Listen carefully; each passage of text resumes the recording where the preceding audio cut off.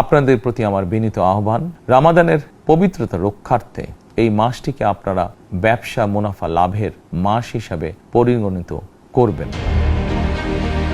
পবিত্র রমজান মাসকে কেন্দ্র করে অসাধু উপায়ে মুনাফা লাভের প্রবণতা পরিহার করতে ব্যবসায়ীদের প্রতি কড়া হুঁশিয়ারি জানিয়েছেন প্রধানমন্ত্রী তারেক রহমান। বুধবার জাতির উদ্দেশ্যে দেয়া এক ভাষণে তিনি বলেন, রমজান আত্মশুদ্ধির মাস। এই পবিত্র মাসে মানুষের ভোগান্তি বাড়ানো কোনোভাবেই কাম্য নয়। ব্যবসায় অধিক মুনাফা লাভের প্রবণতা পরিহার করে দ্রব্যমূল্য সাধারণ মানুষের নাগালের মধ্যে রাখুন।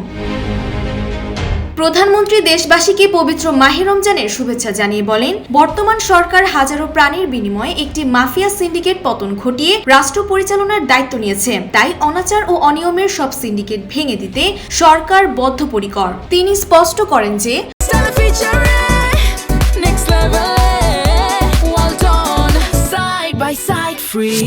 সরকার ব্যবসায়ী ও ক্রেতা উভয় পক্ষের স্বার্থ রক্ষায় কাজ করতে চায় এবং বাজার নিয়ন্ত্রণে যে কোনো গঠনমূলক পরামর্শ গ্রহণে প্রস্তুত।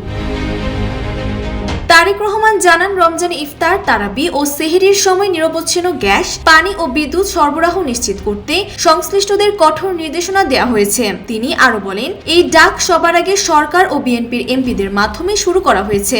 মহানবী সাল্লাল্লাহু আলাইহি ওয়াসাল্লামের ন্যায় পরায়ণতা আদর্শ অনুসরণ করে রাষ্ট্র পরিচালনা করা হবে বলে তিনি দৃঢ় অঙ্গীকার করেন। Desk report, Bangladesh bulletin.